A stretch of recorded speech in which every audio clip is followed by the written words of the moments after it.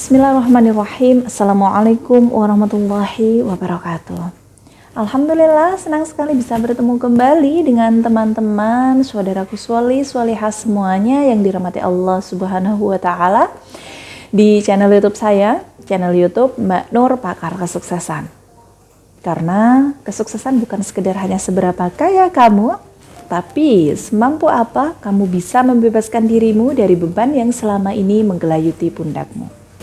Teman-teman, saudaraku semuanya, saya doakan semoga kamu diberikan segala bentuk kemudahan, kesuksesan, kekayaan, kemuliaan, dan kesehatan dari Allah Subhanahu wa Ta'ala.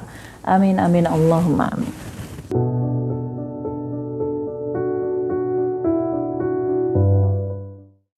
Teman-teman semuanya, masih membahas tentang hutang dan apa saja akibat yang akan kamu dapatkan apabila dengan sengaja atau tidak memprioritaskan pembayaran hutang.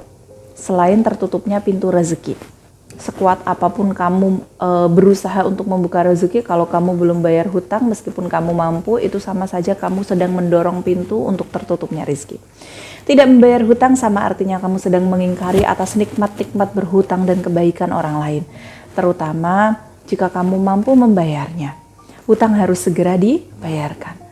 Nah, beberapa konsekuensi yang akan kamu terima jika tidak membayar hutang adalah sebagai berikut. Saya sampaikan dalam video ini. Semoga ini menggugah hati kamu untuk segera melunasi amanah. Yang pertama, jika meninggal dunia, hutang akan menjadi penghalang masuk syurga, meskipun mati syahid.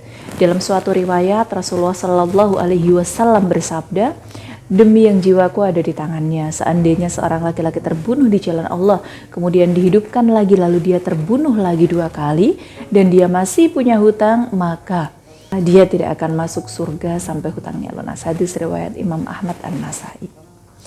Yang kedua, seperti yang sering kali saya singgung, apabila kamu sengaja tidak memprioritaskan pembayaran hutang, nasibnya juga akan menggantung sama seperti dia menggantung hak orang lain, tidak terkecuali soal rezeki. Yang ketiga, Rasulullah Shallallahu Alaihi Wasallam tidak mensolati sahabat yang tidak membayar hutang, dan ini dijelaskan pada suatu riwayat.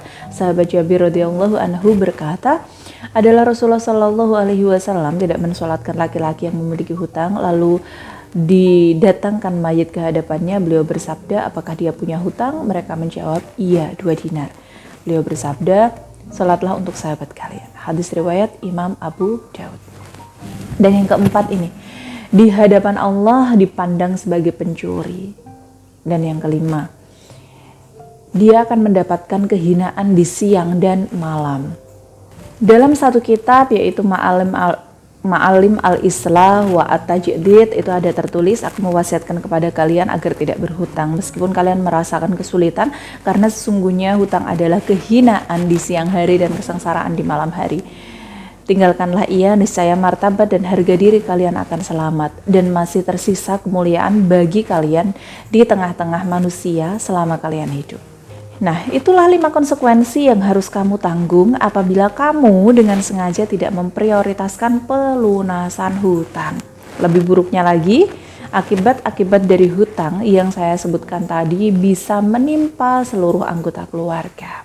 Nah, jika hutang yang belum dibayar dianggap atau dipandang sebagai hutang curian, maka kita memberikan makanan keluarga kita dengan harta yang haram, dan tentu saja itu akan berakibat buruk bagi keluarga kita. Nauzubillah min dzalik.